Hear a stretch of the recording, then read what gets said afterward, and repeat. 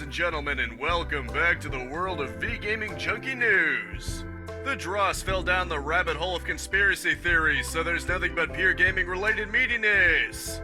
It is all about the electronic good stuff as we dive deep in all that's new in the various interactive virtual worlds. So here's a news story I'm sure you'll all be shocked by: abuse of the DMC. Anybody? Yeah, me neither. This happens almost constantly. This time it's not a company doing the abusing, but someone acting on behalf of a company. Funny thing is, this little effort is abusing the DMCA against the company in question. Specifically against Destiny 2's creators and even Bungie themselves. Supposedly they're being done on behalf of Activision Blizzard, even though Activision no longer owns the rights to Destiny at all. High-profile YouTubers and, as mentioned, Bungie themselves are being hit with takedowns. Bungie has vowed to get to the bottom of this, and it's probably unlikely to be Activision, but rather someone acting in their name maliciously. Hopefully this gets resolved, and honestly the copyright system is way too easy to abuse, especially on places like YouTube. I don't blame YouTube, they have to cover themselves from a lawsuit, but this means abuses like this run rampant. There has to be some kind of middle ground here, otherwise creators will continue to get the short end of the stick on this one. Some more information about the Halo TV series is coming out. Contrary to popular belief, it seems the show will be completely faithful to the game franchise and fans can rejoice, right? Right? The fact that this news story is so early on in this video means that is not the case. Rather than the iconic Master Chief, it'll be focusing on a teenage girl named Quana. Yep, it's gonna be another one of those, as if that hasn't been getting old for a while now. Before anyone says anything, my name used to be Metroid Junkie, and I absolutely love characters like Mami Tomoe from Monica Magica or the Hat Kid from A Hat in Time. I know it's easy to claim this, but I'm actually not against strong female characters. I'm against female replacement characters, characters that are made to take the spotlight from a pre-existing male character. Add to that them changing things about the characters by their own admission and making it an alternate timeline just in case they have to void it, and this doesn't sound good.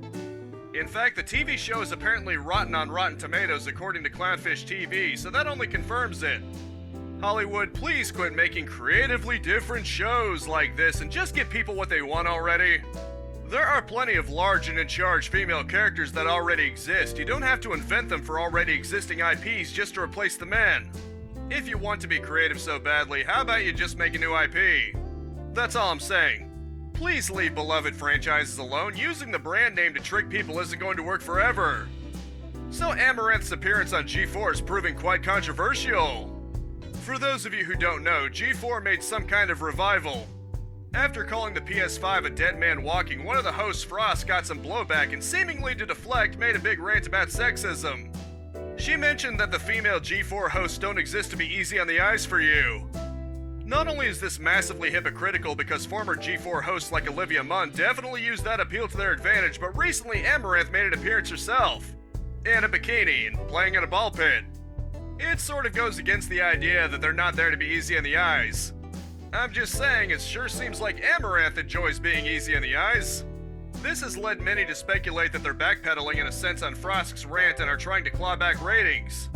Let's be honest though, this genie isn't exactly gonna go back into its bottle. With the internet age, shows like G4 will never be what they once were. Even if they started imitating the old days, I don't think it would really matter all that much ultimately. Apparently G4 is trying to get into the esport crowd, and maybe that'll work for them. I wouldn't put too much stock in their continued success in the long term though, especially not after they already burned quite a lot of bridges with their fans. So I know I criticize YouTube from time to time, but from where I'm standing they're still a lot better than Twitch.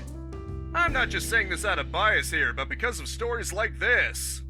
Many of you are probably familiar with Dr.Disrespect. He was banned from Twitch for seemingly no reason. Well, now a chess pro has been banned from the platform just for using footage from him. Specifically, Hekaru Nikaruma was given a 3-day ban for using footage of Dr.Disrespect's chess match. I'm guessing the match didn't have anything in it that would be considered a breach of TOS and that Twitch literally did it out of spite, but feel free to correct me if I'm wrong. It was likely report abusing, but they still had to listen to said reports and take action. This kind of thing really doesn't look good, Twitch.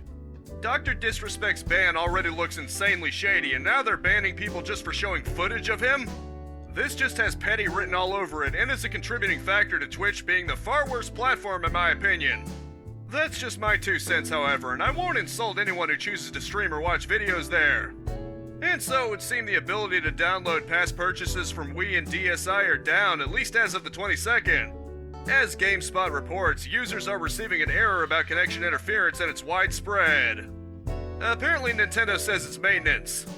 How long it's actually going to stay down is anyone's guess, but hopefully people will soon be able to re-download their existing purchases in no time. It would be a real shame if the games they paid money for were unavailable to them for long. I'll give Nintendo the benefit of the doubt though and assume it's just something they need to fix up. I figured it was just something worth mentioning as part of this news coverage. And speaking of Nintendo shutdowns, it seems Dragalia Lost will be coming to an end. GameSpot describes it as the first IP of Nintendo's to reach the mobile market, and that it's a mobile gacha RPG that went to mobile in 2018. Chapter 26, Part 2 releases in July, then Nintendo will discontinue the service in time. I've honestly never even heard of the game myself until now, and it being a mobile gacha means it's probably not the best game in the world. Still, if it was put out there by Nintendo and was their first entry into the market space, it's at least interesting on that merit. If you're interested in this game, and especially if you actually know about it and are a fan, I'd get on that while you still can. Sounds like you won't have too much longer to go before it's as lost as the game's title implies. And so I have good news for people looking forward to The Wolf Among Us 2. It seems you don't have to have played or been familiar with Season 1 to understand what's gonna go on. While the creators obviously suggest you have seen through Season 1, it's not strictly required. It seems the game's opening will catch people up to speed on what's been happening. In my case, though, I already know pretty much everything that can possibly happen in that first season, so I'm more than ready. I don't know about the rest of you, but this is one of the few upcoming games I'm genuinely excited for since the first season proved so enjoyable. Let's hope Big B, Snow, and all the other colorful cast of characters are done justice in the second season. The trailer suggests the cast of The Wizard of Oz will be showing up instead of just Buffkin, so that's pretty freaking cool. And last but certainly not least, the Elden Ring has sold over 12 million units.